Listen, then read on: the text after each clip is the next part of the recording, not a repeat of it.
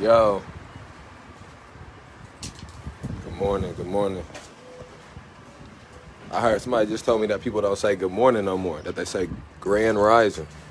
I'm not gonna say that, I don't like that, but for some reason that just was the first thought I had after I said good morning.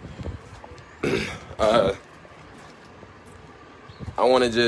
just wanna speak about, again, I'm not trying to break no type of news, I'm not trying to be no journalist, I'm not trying to do no type of clout chasing or get no attention seeking. It should be a press conference at some point today. I'm sure in this press conference, they should release some of the information that I've already heard about some of the things that took place this weekend, some of the details that haven't been put out. So I'm sure that's something that should be happening today. But just in a effort to be preemptive, because everything that because I know that the way the state's attorney and the Winnebago Boone Integrity Task Force are going to handle things is going to be in the interest of the institutions in which they represent.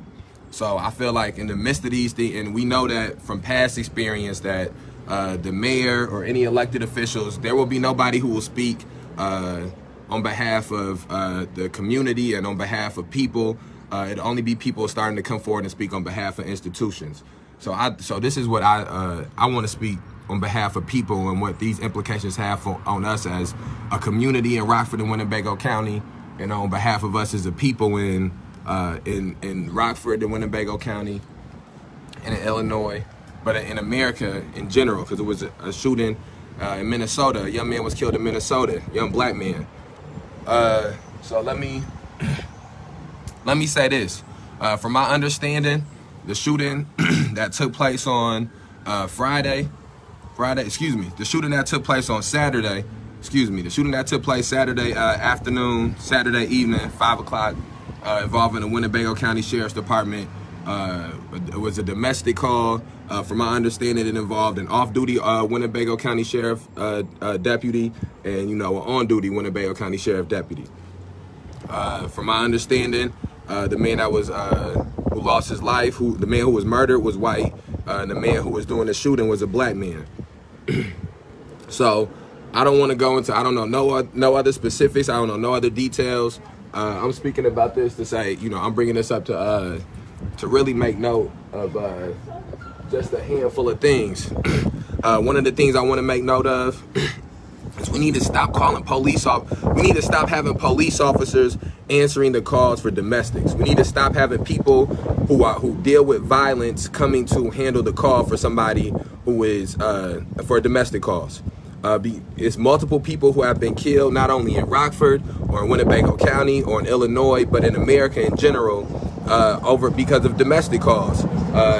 We need to have people who are going to come to immediately de-escalate the situation. It needs to be people the people involved in the situations know that they come in to de-escalate the situations. And I'm not getting into the specifics. I don't know the specifics for this situation. But what I'm saying is the thing that I'm trying to make note of is that I doubt that when the police was called for this man to be murdered. And again, I don't care the color of the person's skin being murdered. I don't care what their ideological beliefs is. My whole standpoint and my whole belief is if this doesn't cause some type of solution, if from this man being murdered from a domestic call, if this doesn't get people to the place of where we start having people who are not going to work in violence come to these domestic calls, if this doesn't do it, then it gets us closer to the place, then it gets us further away from it, So that means, in my opinion, if we are not going to see at the end of this, if we're not going to see resolution at the end of this situation that looks like police officers and people with weapons stop being the primary source of who to go to for domestic calls, then that means that justice is not even justice, but it means that we as a people are not getting closer to a solution for these problems. It means that we are getting deeper into the problems. And so, it may be people who, because this is just hearsay. I'm not saying this is a fact. I'm being preemptive. It may be some people in the community who feel because this involves a off-duty officer that they don't care about it. I don't feel that way. This happening to him makes it closer for it to be able to happen to me or be able to happen to somebody else.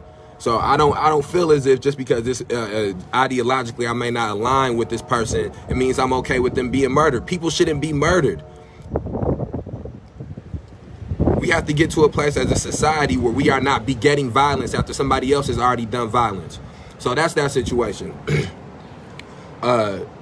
Secondly, yesterday, a young 19-year-old was shot by the Rockford Police Department. I don't know the specifics of that situation. I don't know no details of that situation. From my understanding, in both instances, that the press release was put out that says the officer was injured. So I don't know 100% what that means in entirety. Again, I'm not saying I know these specifics. I'm not trying to break no stories or be no journalist. I'm trying to be preemptive for us as a community and as a people to start to ideologically be prepared for these situations and for the way that they will politically try to shape these things. And so that's why I think it's important for transparency. That's why I think it's important it should be somebody speaking on behalf of the people and not the institutions. Anyways, the second shooting that happened yesterday that involved a 19-year-old, from my understanding, it was a Hispanic male. It wasn't a black man who was shot. And from my understanding, it seems like it was a shooting involving a police officer and a group of the individual who was shot, or a group of people. Again, I'm not coming here to say nobody was, to talk about nobody's innocence, to talk about nobody's guilt, to talk about, I don't know, to say no names or none of those things.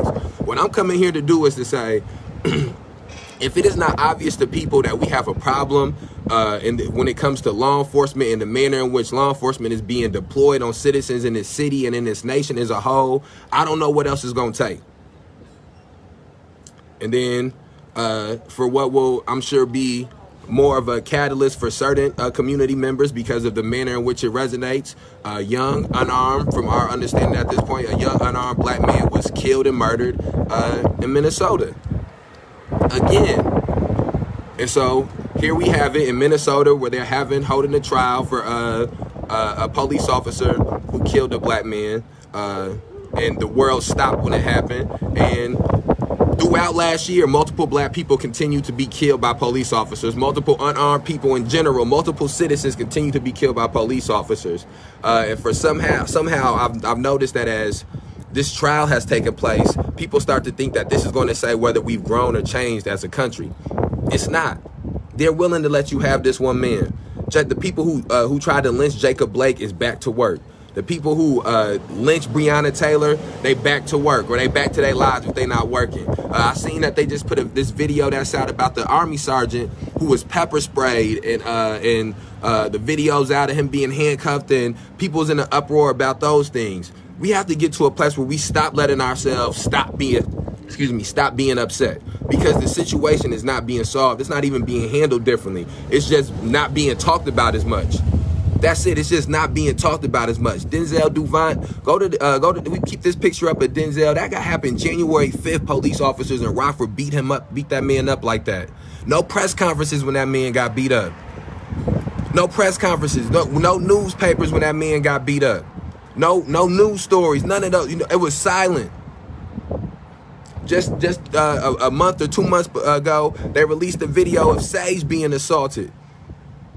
It was barely a blip on the radar. They released the video. And then to try to justify dropping the charges of this officer who obviously assaulted this citizen for no reason, they put out a private phone. Well, not a private phone call. I mean, he was in jail. Don't talk on the phones in jail. But they put out a phone call from this person talking to their family in jail and releasing all this personal information just to try to butcher their character, to try to justify dropping these charges on this police officer for no other reasons. For no other reason. And the only reason Sage was assaulted like that, Sage was assaulted for getting out of the car. Sage was assaulted for getting out of the car. Jacob Blake got shot for trying to get in the car. Seems like this young man in Minnesota may have got shot for trying to get in the car. So it's obvious they'll shoot you for getting out the car. They shoot you for trying to get in the car. They shoot you for running. They shoot you for standing. They shoot you when you handcuffed. They shoot you when you're not handcuffed. And I want people to understand this. I find it very doubtful, highly doubtful. This almost has been said as much. There is a video of this young man, Tyrus Jones, being shot in the back by the Rockford Police Department. And they just sitting on the video trying to hope people forget about it. They just sitting on the video, and whatever. Again, we back into the same place. Whatever your beliefs is about people's characters or people's situations that they in, we have to stop getting into a place where we are letting, where we are starting to judge people's personalities or their decision making, where we holding that in the court of public opinion, but we won't hold in the court of public opinion what police officers are doing to these people. If you want to judge somebody for some decisions that they've made, if you want to have in the court of public opinion decide on what their character is and what they deserve or what they do or do not deserve in jail or they sentencing, that's one thing. That's okay. But then you need to do that same thing for the police officers that are that's acting like gangsters and thugs in these streets. Do the same thing for these police officers acting like gangsters and thugs in these streets. And it's not something that is that they hiding or being a secret about. All over my Facebook page and the May 30 for Lions Facebook page is videos of police beating people ass. It's videos of police pepper spraying people, tasing people, falsely arresting people, videos videos and posts of the city endorsing it, of elected officials endorsing it and weaponizing these police and calling these police here.